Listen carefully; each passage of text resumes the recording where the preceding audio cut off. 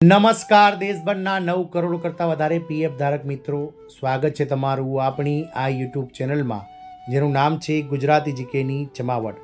તો લાખો ઈપીએફ ધારકો માટે સરકારે મોટી જાહેરાત કરી છે. ગઈકાલે 13 ઓક્ટોબરે માનનીય શ્રમ અને રોજગાર મંત્રી શ્રી મનસુખ માંડવિયાની અધ્યક્ષતામાં મળેલી સીબીટી એટલે કે સેન્ટ્રલ બોર્ડ ઓફ ટ્રસ્ટીઝની જે મિટિંગ છે તેમાં હવે પીએફ ખાતામાંથી જે 100% રકમ ઉપાડવાને લઈ અને મહત્વની જાહેરાત કરાઈ છે. સાથે જ કેટલાક નોંધપાત્ર લાભો ઈપીએફઓ ધારકો માટે સરકારે ગઈકાલે જે મિટિંગ હતી તેમાં જાહેર કર્યા છે. જાણીશું આજના વિડીયોમાં વિગતવાર કે દેશભરના કરોડો ઈપીએફઓ ધારકો માટે કેન્દ્ર સરકાર દ્વારા કયા નિયમોમાં બદલાવ કરવામાં આવે છે, જેના લઈ અને આ કર્મચારીઓને શું લાભ મળશે તેના વિશે આજના વિડીયોમાં આપણે વિગતવાર ચર્ચા કરીએ. તો વિડીયોના અંત સુધી આ બનાવી રહો. જો ચેનલમાં તમે નવા યુઝર હોય તો ચેનલને સબસ્ક્રાઈબ કરવાનું ભૂલશો નહીં. તો લાખો કર્મચારીઓ માટે મોટી ભેટ. હવે તમે તમારા પીએફ ખાતામાંથી 100% રકમ ઉપાડી શકો છો. સાથે જ નોંધપાત્ર લાભો પણ ઈપીએફઓ દ્વારા આપવામાં આવ્યા છે.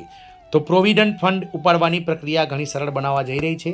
ઈપીએફઓએ જાહેરાત કરી છે કે 100% ઓટો સેટલમેન્ટ સિસ્ટમ લાગુ કરવામાં આવશે, જેનાથી કર્મચારીઓને કોઈ પણ દસ્તાવેજો આપવાની જરૂરિયાત દૂર થશે. ઉપાડ ઝડપી અને વધુ પારદર્શક બનશે. સરકાર કામ કરતા વ્યક્તિઓને મહત્વપૂર્ણ સમાચાર આપવાની તૈયારીઓ કરી રહી છે. કર્મચારી ભવિષ્ય નિધિ સંગઠન એટલે કે ઈપીએફઓ હવે પીએફ ખાતામાંથી 100% ભંડોળ ઉપાડવાની મંજૂરી આપી છે. આ નિર્ણય કર્મચારીઓ માટે એક મહત્વપૂર્ણ અને ઐતિહાસિક પગલું માનવામાં આવી રહ્યું છે. કર્મચારીઓ માટે સારા સમાચાર. તો કર્મચારીઓ માટે આ મહત્વપૂર્ણ નિર્ણય નવી દિલ્હીમાં કર્મચારી ભવિષ્ય નિધિ સંગઠન ઈપીએફઓની 238મી સેન્ટ્રલ બોર્ડ ઓફ ટ્રસ્ટીઝની બેઠકમાં લેવામાં આવ્યો હતો. આ બેઠકની અધ્યક્ષતા શ્રમ અને રોજગાર મંત્રી મનસુખ માંડવિયાએ કરી હતી.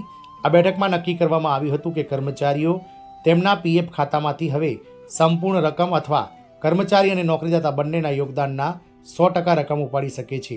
અગાઉ સંપૂર્ણ રકમ ઉપાડ ફક્ત નિવૃત્તિ અથવા બેરોજગારી પર જ શક્ય હતો. આંશિક ઉપાડના નિયમોમાં મોટો ફેરફાર.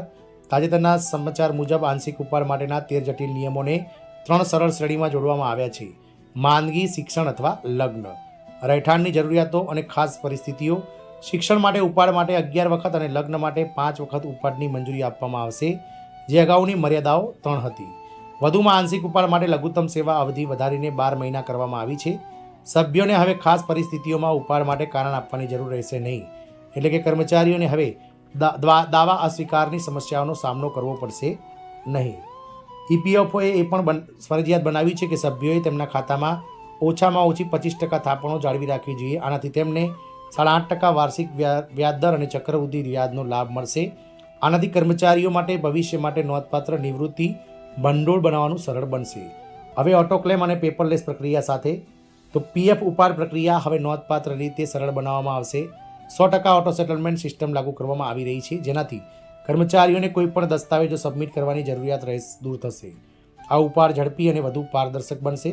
પીએફ ઉપાડનો અંતિમ સમયગાળો 2 મહિનાથી વધારીને 12 મહિના કરવામાં આવ્યો છે.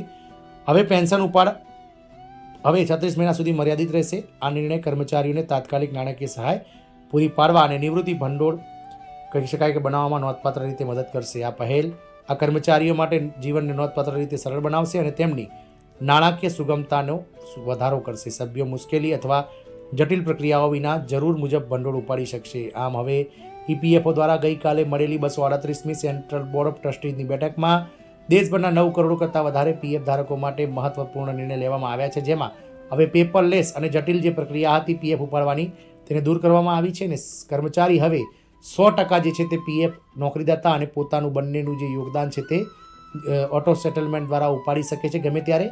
પરંતુ 25% જેટલી રકમ જે છે તે તમે રાખશો તો જ તમને વ્યાજ અને ચક્રવૃદ્ધિ વ્યાજ મળતું રહેશે. જય હિન્દ, અસ્તુ.